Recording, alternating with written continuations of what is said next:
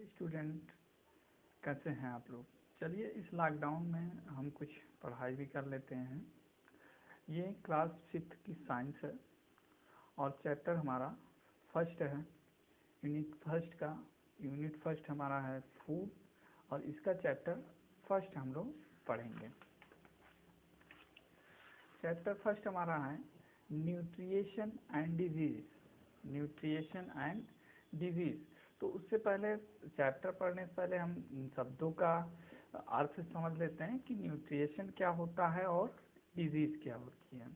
Nutrition देखिए, जब हम फूड लेते हैं यानी भोजन करते हैं, खाते हैं, तो भोजन से जो पोषक तत्व होते हैं, उसके अवयव यानी भोजन में जो vitamin, minerals, fat, protein, carbohydrate, ये सब चीज़ें क्या होती हैं, भोजन से निकलकर हमारे रक्त में मिल जाती हैं और खून के थ्रू रक्त के द्वारा ये शरीर के विभिन्न स्थानों पर पहुंचा दी जाती हैं।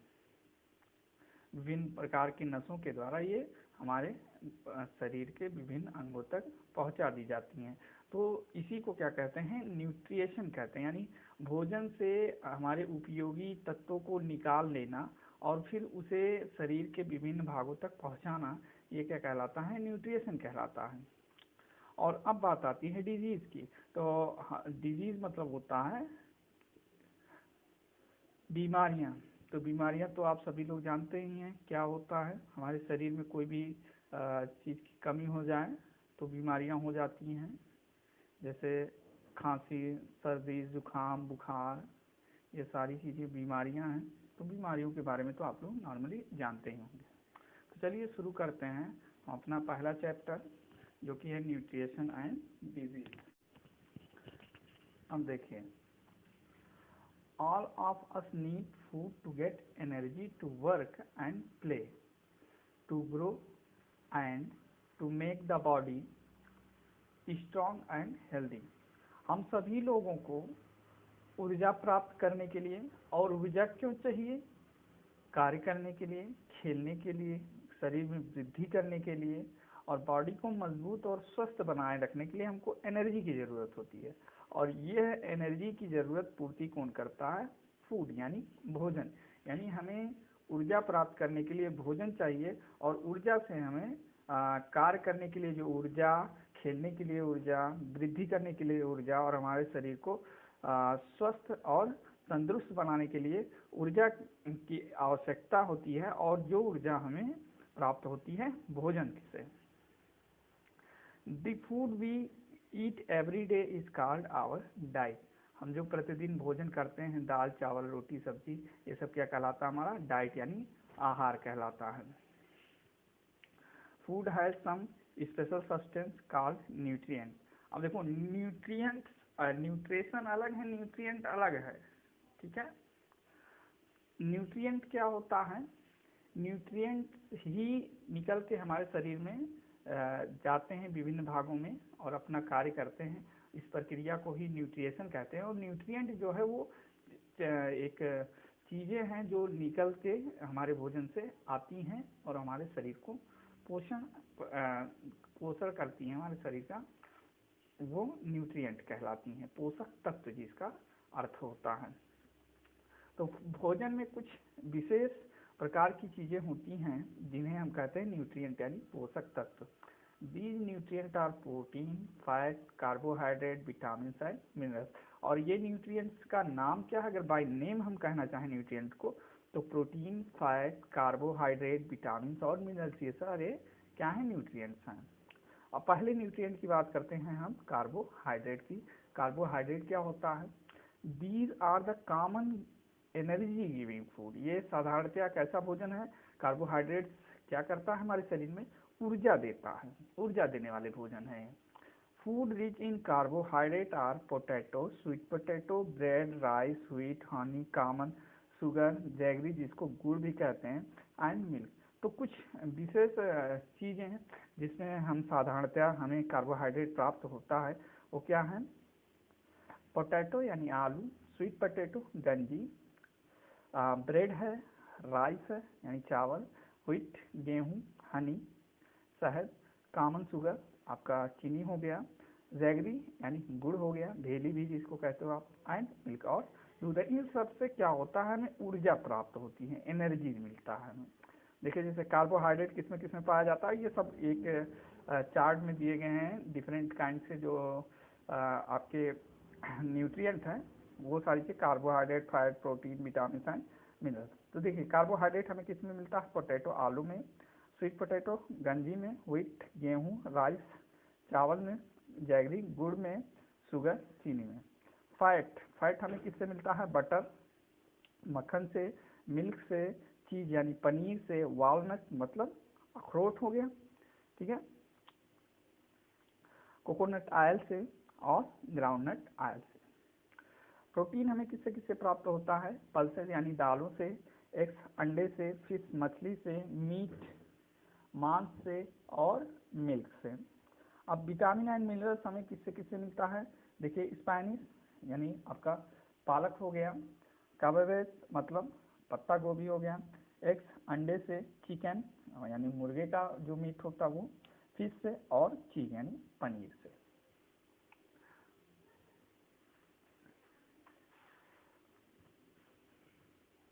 अब देखिए हम कार्बोहाइड्रेट की बात कर चुके हैं, अब हम बात करने वाले हैं हमारे दूसरे पोषक तत्व जो कि क्या है, प्रोटीन की। Protein, these our body building foods. Protein क्या होते हैं, हमारे शरीर को बनाते हैं, ठीक, शरीर की वृद्धि करने में सहायता करते हैं। और जो कभी क्या होता है हमारे कहीं कट पिट गए हैं तो बॉडी की रिपेयर भी ये लोग करते हैं। Protein protein help the body in its growth, body की वृद्धि करने में, बढ़ने में, protect and help the body to fight against disease, और रोगों से लड़ने के में भी ये हमारी सहायता करते हैं हमारे शरीर की। जैसे आजकल कोरोना का प्रचलन है और कोरोना से अधिकतर लोग बच जाते हैं, बहुत कम ही लोग की मृत्यु हुई है। तो ऐसा क्यों है, क्योंकि जो लोग बच गए हैं उनका इम्यून सिस्टम मजबूत था, यानी उनकी रोग प्रतिरोधक क्षमता जो थी वो अच्छी थी, और उनका जो शरीर था वो कोरोना के वायरस से लड़ने में सक्षम था और जीत गया, तो वो लोग जीवित बच गए। और जिसका शरीर कोरोना से नहीं लड़ पाया, उसके वायरस से हार गया, वो लोग डेड हो गए, ठीक है। Protein rich foods are pulses, meat, eggs, cheese, milk and fish. अब देखिए वो भोजन जिसमें प्रोटीन अधिक मात्रा में पाया जाता है वो क्या क्या है, पल्सेस हो गई दालें, मीट, एग्स, चीज, मिल्क और फिश। अब अगली बात कर लेते हैं हम लोग फैट की। फैट तो आप लोग जानते हैं, वसा चर्बी जिसको कहते हैं। Fat are also energy giving food. Fat भी क्या है, ऊर्जा देने वाला भोजन है। These food give more energy than carbohydrate, और फैट जो होता है वो कार्बोहाइड्रेट से हमें ज़्यादा ऊर्जा देता है। Fat rich food are vegetable oil like coconut oil and groundnut oil, milk product such as butter, cheese, nut and milk. अब देखिए फैट हमको मिलता क्या है, कौन सा भोजन है जिसमें फैट अधिक मात्रा में होता है, जैसे वेजिटेबल ऑयल।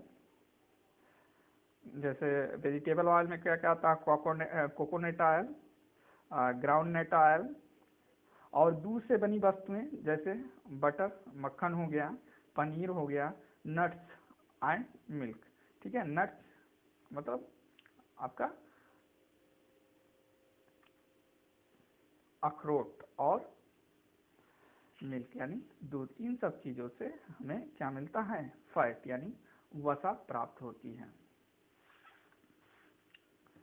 अब देखिए आगे हम बात करते हैं किसकी, विटामिन एंड मिनरल्स की। विटामिन एंड मिनरल्स,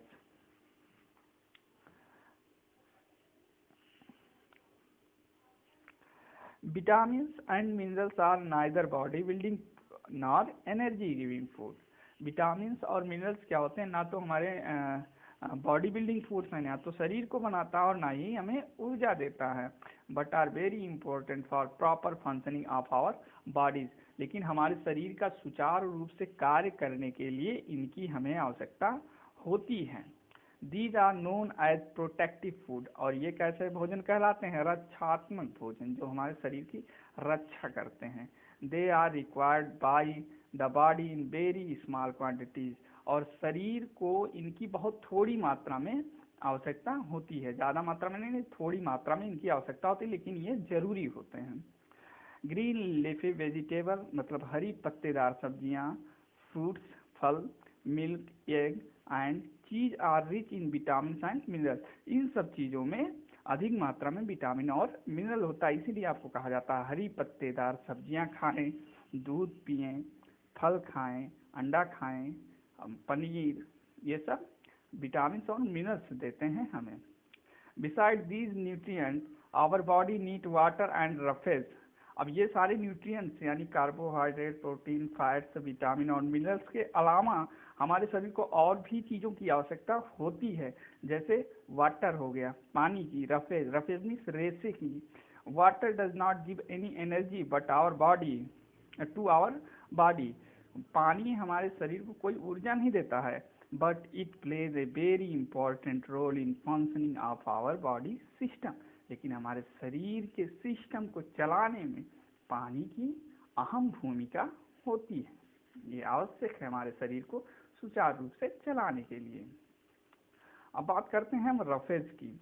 रफेज जिसको फाइबर भी कहते हैं, रेशा भी कहते हैं, इज फाउंड इन वेजिटेबल। ये कहाँ पाया जाता है? सब्जियों में होता है, फलों में होता है, बीन्स एंड सीरियल्स, अनाजों में होता है।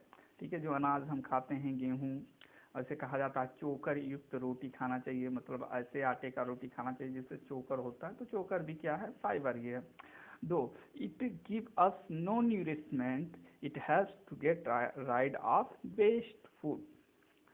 रफेज हमें कोई पोषण नहीं देता है, ये इसमें कोई पोषक तत्व नहीं होता है, फिर भी यह हमारे शरीर में वेस्ट फूड यानी हमारे शरीर में जो भोजन बचा हुआ रह जाता है, यानी पोषक तत्व निकल जाते हैं जिस भोजन से, बाकी जो भोजन बचा रह जाता है हमारे शरीर में लाइटिंग के रूप में, उसको बाहर निकालने में ये सहायता करता है, फिशेस के रूप में बाहर निकाल देता है। ठीक है, वो भी जरूरी होता है। अब यहाँ देखिए कुछ इंपॉर्टेंट चीज़ें दी गई हैं। The process of receiving nutrients by a living being in its body is called nutrition. अभी जो मैंने आपको बताया कि शरीर के द्वारा न्यूट्रिएंट्स यानी पोषक तत्व को, ठीक है, ग्रहण करना क्या कहलाता है? न्यूट्रिएशन कहलाता है। शरीर के द्वारा पोषण तत्व को ग्रहण करना न्यूट्रिएशन कहलाता है। यहाँ भी देखिए इंपॉर्टेंट पॉइंट क्या है, our body need 2 to 3 litre of water every day. हमारे शरीर को 2 से 3 लीटर पानी की आवश्यकता प्रतिदिन होती है। अब देखिए बात करते हैं बैलेंस डाइट की, ये भी एक इम्पॉर्टेंट चीज़ है बैलेंस डाइट। बैलेंस डाइट क्या होता है? चलिए, our diet must contain all the nutrient in proper proportion। हमारे शरीर में जो विभिन्न, हम अभी न्यूट्रिएंट्स की बात किए हैं, ये सब न्यूट्रिएंट्स उचित मात्रा में होने चाहिए। अगर हमें उचित मात्रा में न्यूट्रिएंट्स नहीं मिलते हैं तो हमारा शरीर बीमार पड़ जाता है, कमज़ोर पड़ जाता है। तो इसलिए हमारे शरीर को सभी न्यूट्रिएंट्स उचित मात्रा में आवश्यक होते हैं हमारे शरीर में। This form A balance diet, और इससे क्या होता है? हमारा बैलेंस डाइट बनता है, यानी ऐसा आहार जिसमें सभी न्यूट्रिएंट्स जो होते हैं, पोषक तत्व अपनी उचित मात्रा में पाए जाते हैं, उचित अनुपात में पाए जाते हैं, तो उस भोजन को क्या कहते हैं? Balance diet. उस आहार को बैलेंस डाइट कहते हैं। संतुलित आहार क्या कहते हैं? क्या कहते हैं? संतुलित आहार, बैलेंस डाइट को संतुलित आहार कहते हैं। ठीक है, a diet containing all the nutrient in their proper quantities is known as the balance diet. यानी ऐसा भोजन जिसमें न्यूट्रिएंट की उचित अनुपात में न्यूट्रिएंट्स मौजूद होते हैं, उस भोजन को क्या कहते हैं? हम बैलेंस डाइट यानी संतुलित आहार कहते हैं। The following table give us an idea of amount of each food that the children of age 10 to 12 year should eat every day. अब यहाँ पर एक टेबल दिया गया है जिसमें ये बताया गया कि एक 10 से 12 वर्ष का बच्चा अगर है तो उसको किस चीज़ की ज़रूरत होती है एक दिन में। जैसे सीरियल्स, दाल कितना आवश्यकता होता है, उसे 380 से 420 ग्राम प्रतिदिन दाल खाना चाहिए। पल्सेस सीरियल अनाज, हमें अनाज कितना करना चाहिए, 380 से 420 ग्राम अनाज, दाल रोटी जो भी है। पल्सेस हमें रोटी चावल, दाल कितनी मात्रा में, 45 ग्राम दाल हमें दिन भर की में आवश्यकता होती है। एक 10 से 12 साल का बच्चा अगर है तो उसे लगभग 45 ग्राम दाल की आवश्यकता होती है। ग्रीन लीफी वेजिटेबल और हरी पत्तेदार सब्जियां करीब 50 ग्राम उसे प्रतिदिन खाना चाहिए। अदर वेजिटेबल अन्य सब्जियां लगभग 80 ग्राम। मिल्क उसे 250 ग्राम मिल्क पीना चाहिए दिन भर में। Fruits 50 gram. Sugar and jaggery, गुड़ और चीनी मिला करके 45 ग्राम लगभग। ऑयल एंड फैट्स, ऑयल और फैट्स, तेल और वसायुक्त चीज़ें कितनी, 35 से 40 ग्राम में आवश्यकता होती है। अगर ये सब इस अमाउंट में आप लोग ले रहे हैं तो आपका डाइट क्या है, बैलेंस डाइट है, और आपका शरीर स्वस्थ रहेगा तो आप तंदुरुस्त रहेंगे।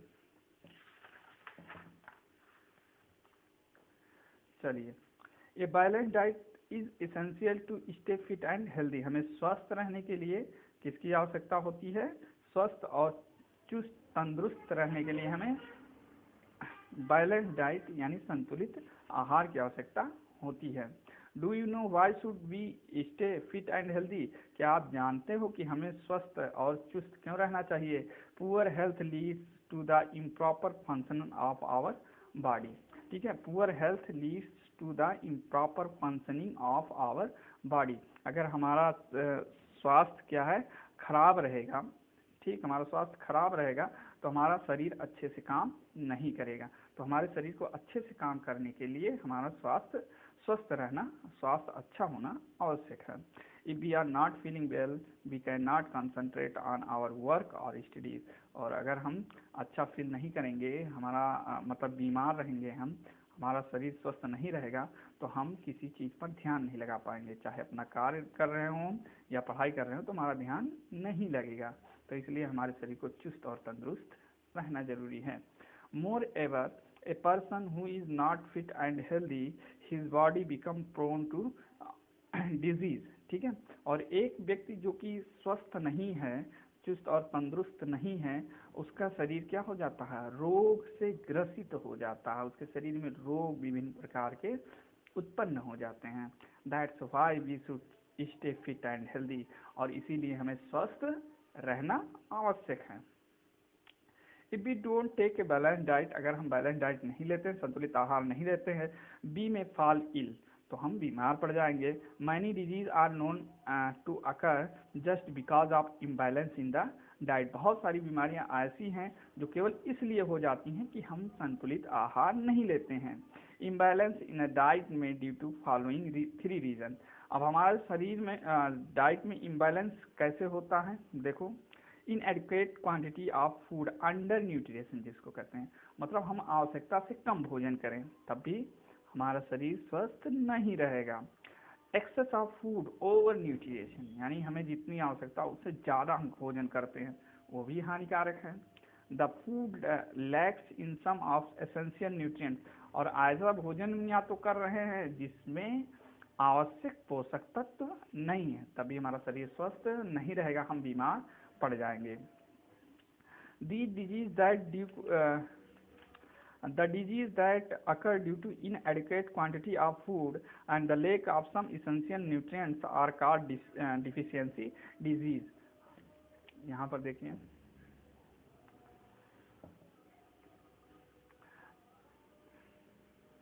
the disease that occur due to inadequate quantity of food and the lack of some essential nutrients are called deficiency disease। तो डिफिशियंसी डिजीज, तो ऐसी बीमारियां जो भोजन में उचित मात्रा में आवश्यक पोषक तत्व ना लेने के कारण होते हैं, उनको क्या कहते हैं हम, डिफिशियंसी डिजीज। ऐसी बीमारियों को क्या कहते हैं, डिफिशियंसी डिजीज। ठीक है, पोषण की बीमारी।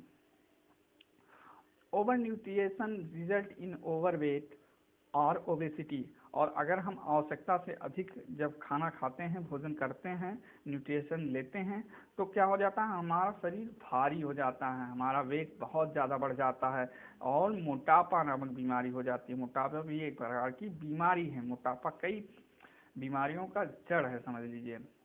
When a person takes in more energy than he is able to spend on his daily activity, he accumulates fat in the body and his weight increase। जब एक व्यक्ति जितना खर्च नहीं कर सकता उससे अधिक ऊर्जा ले लेता है तो क्या हो जाता है, उसका शरीर का भार बढ़ने लगता है।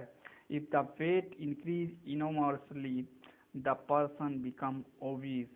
और अगर पेट बहुत तेजी से बढ़ जाएगा और व्यक्ति क्या हो जाएगा, मोटा हो जाता है। इसलिए हमें उतना ही खाना चाहिए जितनी हमारी आवश्यकता है। Obesity contributes to various problem like heart disease, high blood pressure and diabetes. और ओबेसिटी यानी कि मोटापा कई सारे रोगों का कारण बनता है। जैसे कौन सा है, हाई ब्लड प्रेशर जिसको कहते हैं बीपी का मरीज, एंड डायबिटीज और डायबिटीज का मरीज हो जाता है। तो बच्चों यहाँ तक आप लोग पढ़िए। अगले वीडियो में मैं इस चैप्टर का बचा हुआ भाग पूरा कराऊंगा और आपको क्वेश्चन भी दूंगा। और इसलिए आगे की वीडियो पाने के लिए आप लोग एक काम कीजिए, इस चैनल को कर लीजिए सब्सक्राइब और देखते रहिए इस चैनल को।